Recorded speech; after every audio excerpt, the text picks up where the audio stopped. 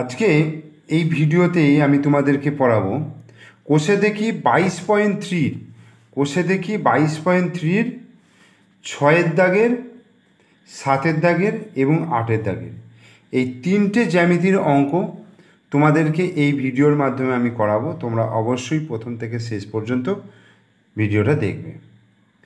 ছয়ের দাগেরটা কি বলছে যে স্কেল ও পেন্সিলের সাহায্যে একটা ত্রিভুজ এবিসি আঁকি।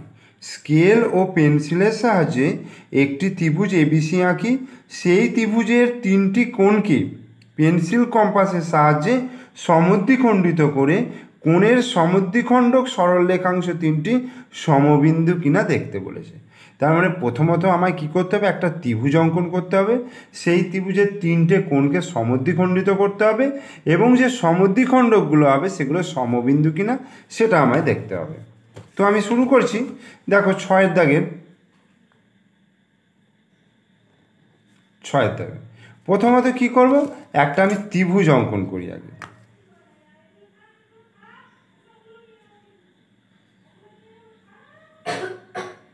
প্রথমে আমি আগে ত্রিভুজটা এঁকে নিচ্ছি। দেখো ত্রিভুজটা এই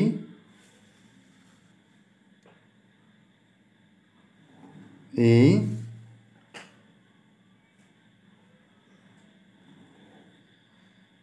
এই তাহলে প্রথমে আমি এবিসি একটা ত্রিভুজ অঙ্কন করলাম, ঠিক আছে। এবার প্রত্যেকটা কোণকে সমদ্বিখণ্ডিত করতে হবে। তাহলে প্রথমে আমি এই সমদ্বিখণ্ডকটা কিন্তু খুব সূক্ষ্মভাবে করতে হবে, ঠিক আছে।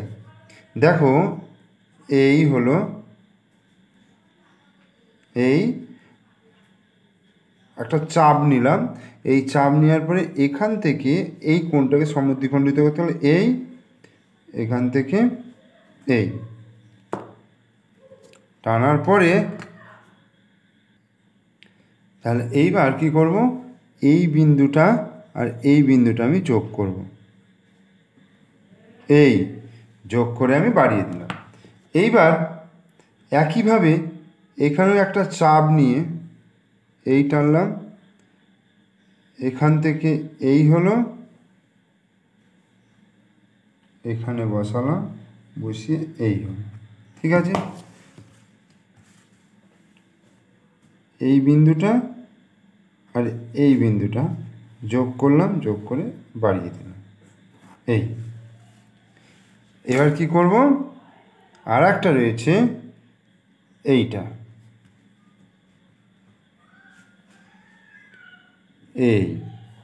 এখান থেকে এই নিলাম,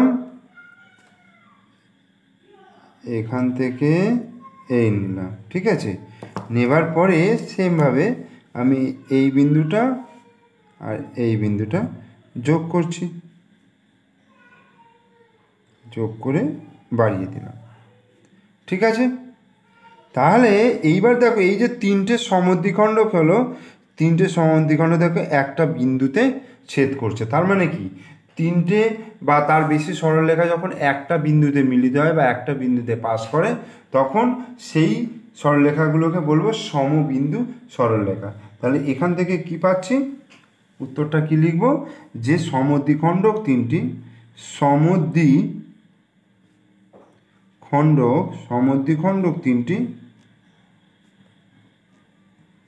সমবিন্দু, ঠিক আছে। তাহলে ছয়ের দাগেরটা হয়ে গেল। এরপরে আমরা করব সাতের দাগে।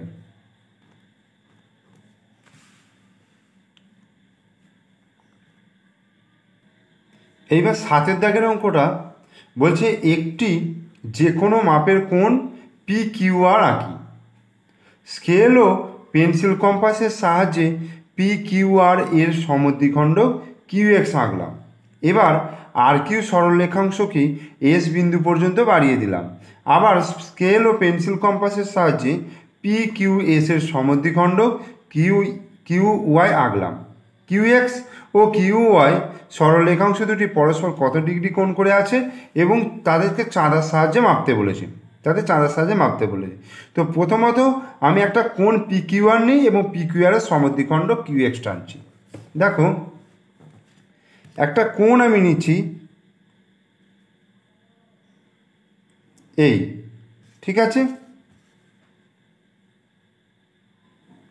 এই, তাহলে আমি এটা নাম দিচ্ছি P Q R. P Q R একটা কোণ নিলাম, যে কোনো একটা কোণ নিতে বলেছে। এইবার পেন্সিল ও স্কেল ও পেন্সিল কম্পাসের সাহায্যে পি কিউ আরের সমদ্বিখণ্ড করতে বলেছে। তাহলে এইটার সমদ্বিখণ্ড, এই একটা চাপ টানলাম, টানার পরে এর থেকে এই নিলাম আর এখানে বসিয়ে এই নিলাম, এরপরে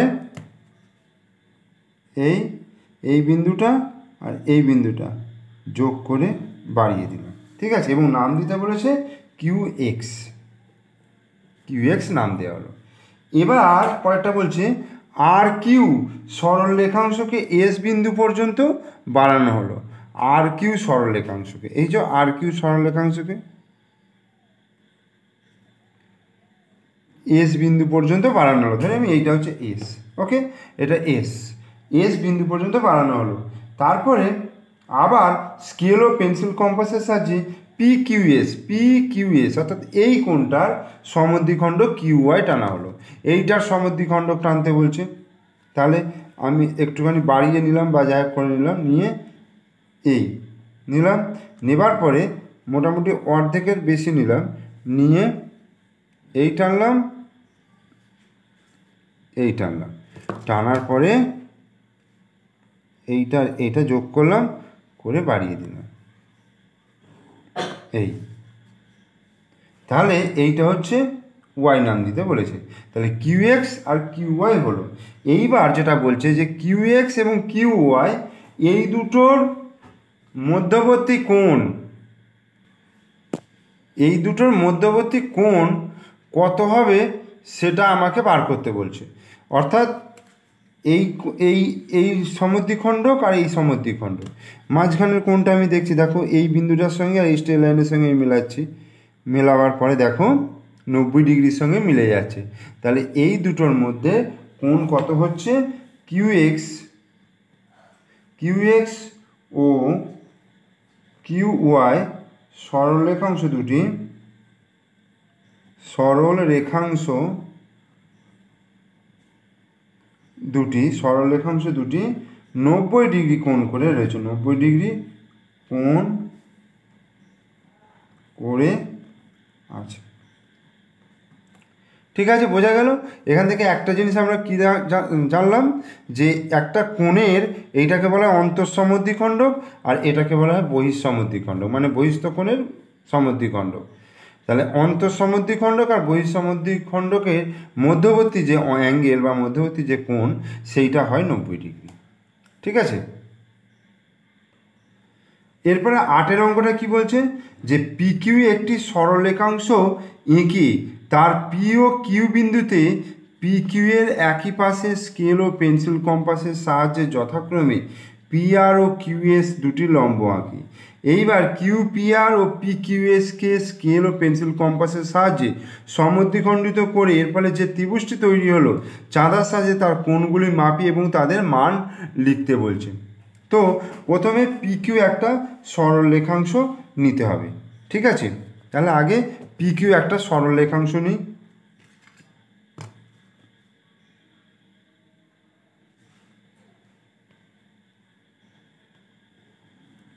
এই পি কিউ একটা সরল রেখাংশ নিলাম। এইবার কি বলেছে, যে পি ও কিউ বিন্দুতে পি কিউ এর একই পাশে স্কেল ও পেন্সিল কম্পাসের সাহায্যে যথাক্রমে পি আর এবং কিউ এস দুটো লম্ব আঁকতে বলেছে। অর্থাৎ পি বিন্দুতে একটা লম্ব অঙ্কন করতে বলেছে আর কিউ বিন্দুতে একটা লম্ব অঙ্কন একই পাশে, ঠিক আছে, দুটো বিপরীত পাশে নয়, দুটো একই পাশে। আমি ওপর দিকে যদি করি তাহলে দেখো লম্ব কিভাবে টানতে হয় সেটা তোমরা আগের ভিডিওতেও জেনেছো, কিভাবে একটা সরলরেখার উপর লম্ব টানতে হয়। তো এইরকমভাবে একটা চাপ নিলাম, তো এই চাপ নেওয়ার পরে ওই একই মাপ থাকবে, এটা 60 ডিগ্রি হলো, 60-এর পরে এটা হলো 120, এটার অর্ধেক করবো, 60 আর 120-র অর্ধেক করব, তাহলে আমি কিন্তু 90 ডিগ্রি পেয়ে যাব। এই তো এটা হয়ে গেল 90 ডিগ্রি। আবার এদিকটা এইটা নাম দিতে বলেছে পি আর, এই যে পি আর নাম দিলাম, আর একটা নাম দিতে বলেছে কিউএস। তো কিউএসটাকে টানতে হবে, দেখো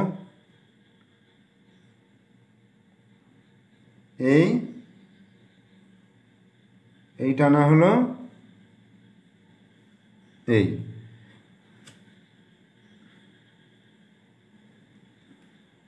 সমদ্বিখণ্ডিত করা হয়ে গেল। এটা আর এটা যোগ করে বাড়িয়ে দিলাম, তাহলে এটা হয়ে গেল কিউএস। ঠিক আছে, কিউএস হয়ে গেল। এবার যেটা বলছে যে আর পি কিউ বা কিউ পি আর, আর হচ্ছে পি কিউ এস, এই দুটো কোণের সমদ্বিখণ্ডিত করতে হবে, মানে দুটো কোণকে সমদ্বিখণ্ডিত করতে হবে। তো আমার চাপটা টানাই আছে, তো এটাকে যা সমদ্বিখণ্ডিত করতে গেলে ওই একই মাপ থাকবে এদিকে, ওই একই মাপ রেখে এদিকেও করে নিই, কোনো অসুবিধা হবে না। এবার এই সমদ্বিখণ্ডকটা টেনে দিলাম, এই হলো, আর এখান থেকেও এটা টানলাম, এই। ঠিক আছে, সমদ্বিখণ্ডক টেনে এখানে নাম দিতে হবে, কিছু নাম দিতে বলেনি, তো আমি P Q R S T, আমি এটা টি নাম দিলাম। নেবার পরে বলছে যে এই যে কোণগুলো, এই কোণগুলোর মান কত হয়েছে। তো কোণগুলোর মান কত হয়েছে আমাকে চাঁদার সাহায্যে মাপতে বলেছে। তো চাঁদার সাহায্যে আমি যদি মাপি, দেখো এইটা যদি মাপি, দেখো এইটা 45 ডিগ্রি। ঠিক আছে, আবার এদিকের কোণটা যদি মাপি, দেখো এদিক দিয়ে যখন মাপবো তখন কিন্তু এই ওপরেরটাকে নেবো। ঠিক আছে, তাহলে এইটা 45 ডিগ্রি হয়ে গেল, তাহলে এইটা হয়ে গেল 45 ডিগ্রি কোণ, এইটাও হয়ে গেল 45 ডিগ্রি কোণ। আর এই কোণটা কত হয়ে যাবে, দেখো এই দেখো 90 ডিগ্রির সঙ্গে মিলে গেল, তাহলে এই কোণটা হয়ে গেল 90 ডিগ্রি। তাহলে আমরা তিনটে কোণ পেয়ে গেলাম, একটা 90 ডিগ্রি আর দুটো 45 ডিগ্রি করে অ্যাঙ্গেল আমরা পেয়ে গেলাম। ঠিক আছে, এটা 45 ডিগ্রি করেই তো হবে, তার কারণ হচ্ছে আমি তো 90 ডিগ্রি অর্ধেক করেছি যেহেতু, তাহলে তো 45 ডিগ্রিই হবে। ঠিক আছে, তাহলে এই ভিডিওর মাধ্যমে আমি তোমাদের কোষে দেখি 22.3-র 6-এর দাগ, 7-এর দাগ এবং 8-এর দাগের এই তিনটে জ্যামিতি পরিষ্কার স্পষ্ট করে দেখালাম।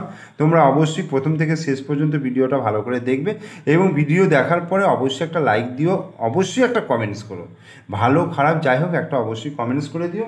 আর তোমরা যদি আমার চ্যানেলে নতুন দর্শক হয় তাহলে অবশ্যই চ্যানেলটিকে সাবস্ক্রাইব করবে, পাশে থাকা বেল আইকন প্রেস করবে, তা যাতে তোমরা পরবর্তী ভিডিওগুলো তোমরা তোমাদের ফোনে নোটিফিকেশন আকারে পেয়ে যাও।